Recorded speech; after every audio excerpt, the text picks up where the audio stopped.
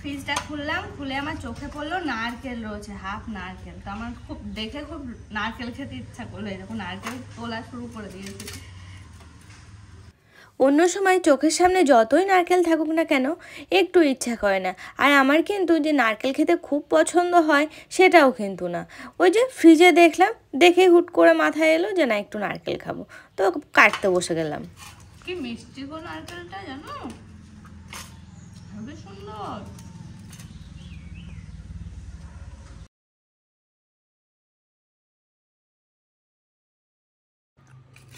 এই দেখো নারকেলগুলো কাটা, সরি তোলা হয়ে গেছে। বাবা দোকান থেকে চলে আসলে? নারকেল চলবে? নারকেল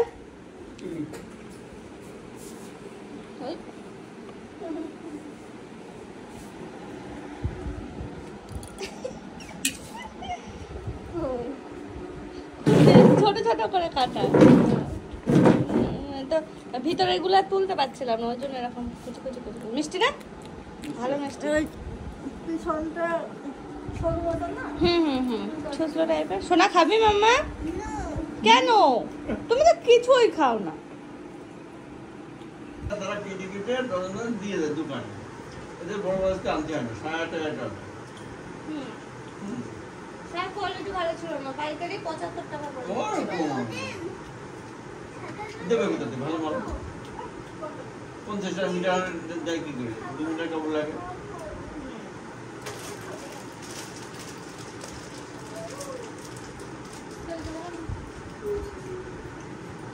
এটা কে করেছে এরকম?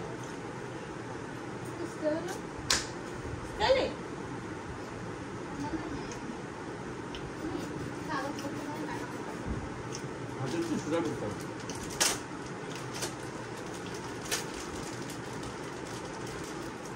50 গ্রাম প্যাকেট দেয় 2 টাকা নিচে। আর দেখো আমরা কিন্তু এই বারান্দায় বসে বসে সবাই মিলে, মানে আমি, বাবা আর বৌদি, তিনজন মিলে কিন্তু নারকেলগুলো প্রায় শেষই করে ফেলেছি। আর ওই যে বড় বাজার থেকে ন্যাপথালিন আনা ছিল, তো বাবা ন্যাপথালিন নিচ্ছিল, তারপরে আমার মনে হলো এই বাবা আমারও তো লাগবে, তো বাবাকে বলেছিলাম তাহলে নিয়ে নাও, বাবা আবার একসাথেই নিয়ে নিয়েছিল। তো সেগুলো আর কি দেখা হচ্ছে। আমি ওখানে নিয়ে যাব, তো যেহেতু আজকে সন্ধ্যাবেলায় আমি বাড়ি চলে যাব, তো সেই কারণে আর কি সব কিছু একে একে গোছানো শুরু করলাম। এই দেখো ন্যাপথলিনগুলো হাফ হাফ এইবারই আর হাফ হাফ আমি নিয়ে যাচ্ছি, কারণ ওই রকমভাবেই আনা ছিল। দাও পনিরটা ঠিক করো, পনিরটা করো দাও, তাহলে সব ঠিক হয়েছে। গুড, ওই পনিরও দুটো ঠিক করলে হয়ে যাবে। আর তাল বস্তার একটা টান, আমি একটা গোল্ডেন কালার করেছে, গোল্ডেন কালার। তাদের যাও, তাদের যাও, চান করতে হবে। ওদের এখানে রাখবে না কিন্তু,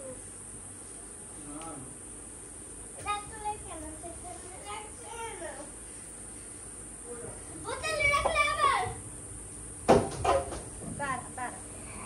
বৌদি আমার এই যে মাথা দেখে দিচ্ছে বলে তোমরা যেন আবার ভেবে বসো না যে আমার মাথায় উকুন আছে। আরে বাবা না, আমার মাথায় উকুন থাকেও না, এমনিতেই হয়তো আমার মাথা গরম, উকুন এলেও কোনো দিন থাকে না। আর আমাদের কারোর মাথায় ওইসব জিনিস নেইও। তো কি হয়েছে বলো তো, যেহেতু এখন বর্ষাকাল, কেন জানি না মাথাটা খুব চুলকাচ্ছে। তো বৌদিকে আমি বলছিলাম, বৌদি বললো তাহলে বসো একটু দেখি। কাল রাত্রে একটু দেখেছে, আর এই দেখো এখন কি হয়েছে বলো তো, ওই যে মাথার মধ্যে মোটা মোটা এক রকমের চুল হয় না, বৌদি বলছে যে মানে ওই চুলেই নাকি ওই রকমভাবে কামড়ায়। তো যেগুলো দু একটা পেলো সেই সবগুলো আবার বৌদি তুলে দিচ্ছে জানো, আর দেখছে যে আদৌ কিছু হয়েছে কি।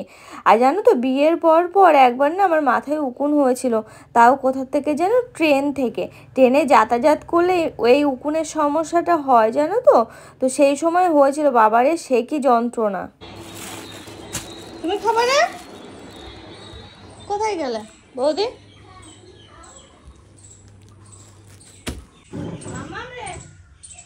একটা জিনিস খাবি? আমরা আমরা মাখা হেবি সুন্দর, এসো খাও, দারুণ খেতে।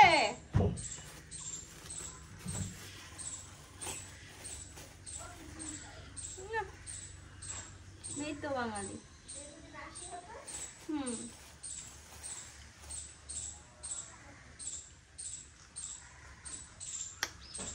বিলাতি আমরা মাখা, দারুণ দারুণ। আজকে মাকে বলছিলাম তো বললো যে বিক্রি হয় না, দেখি পেয়েছে আবার পাঠিয়ে দিয়েছে। মা পাঠালো?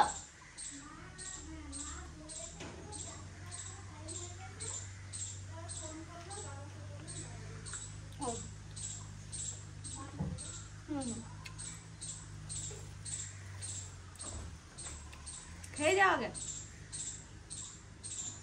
সেই ঝাল দেয়া।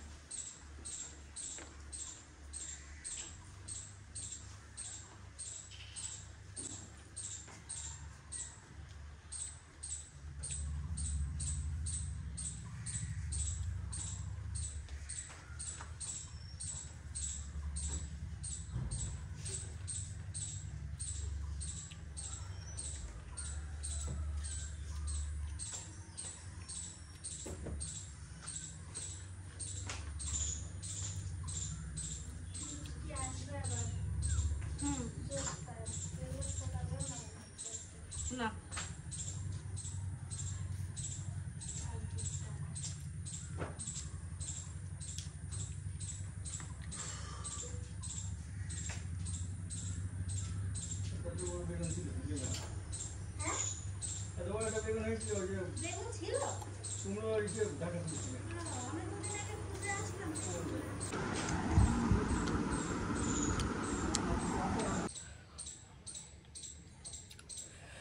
আমার মা খাই এত ঝাল, এত ঝাল, চোখ দিয়ে জল চলে আসলো, মনে হচ্ছে আমি কান্না করছে।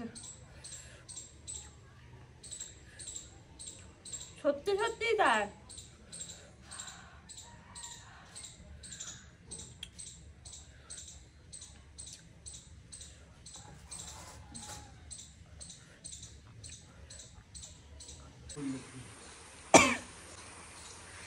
একটু পরে টের পাবা।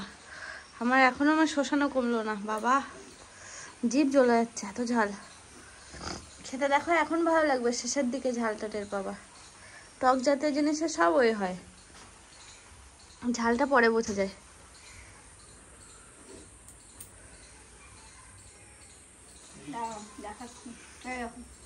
ঝালটা দেখো, 5-6টা লঙ্কা মনে হয় দিয়েছে, বেশি তো কম নেই। সত্যি তাই। ও দেখো এখন একটু বাজারে যাব, দাদার কাছে যাব, তো দেখছি যে বৃষ্টি শুরু হচ্ছে। শুনু ওদিকে রেডি হলো যাবে বলে, আর বৃষ্টি আজকে সারাদিনই মাঝে মাঝে আসছে আর যাচ্ছে, আসছে আর যাচ্ছে, এই হচ্ছে সারাটা দিন আজকে। খুব ভালো বৃষ্টি হচ্ছে, যাব, ছাতা তো নিয়ে নিলাম যাব বলে। দাঁড়িয়ে আছি গেটের কাছে, কি করবো বুঝতে পারছি না। দেখো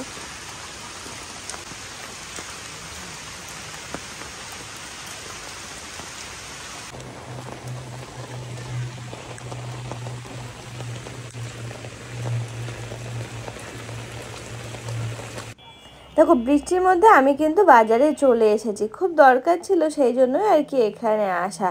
তো এই দেখো দাদা তো ওখানে কাজ করছে। এরকম করছিস কেন মামা? আমি চলে যাব, যাই, তুই তো ভাইয়ের মতো করছিস, অনেক কথা বলবে না, মুখ চলে গেলাম, টাটা টাটা।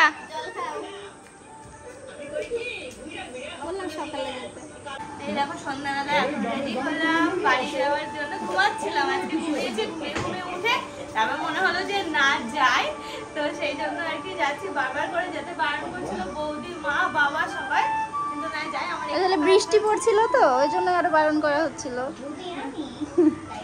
আজকে যাই আমার, আমি তো মাঝে সাঝে আসি এরকম ভাবে, আবার কবে চলে আসবো। এই ওই কম করতে নেই মামা। ওই তেল ছিল না, এসেছে বাবা,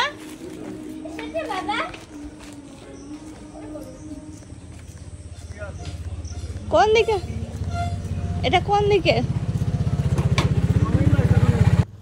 চলো হ্যাঁ, হাজরাপুরকে বাই বাই জানিয়ে অটোতে উঠে পড়লাম এখন আড়ংঘাটে যাওয়ার উদ্দেশ্যে। কারণ আড়ংঘাটা স্টেশনে যাবো। আর জানো তো ট্রেনটা না বেরিয়ে গেছে 2 মিনিট আগে, পেলাম না ট্রেন, বসে আছি এখানে।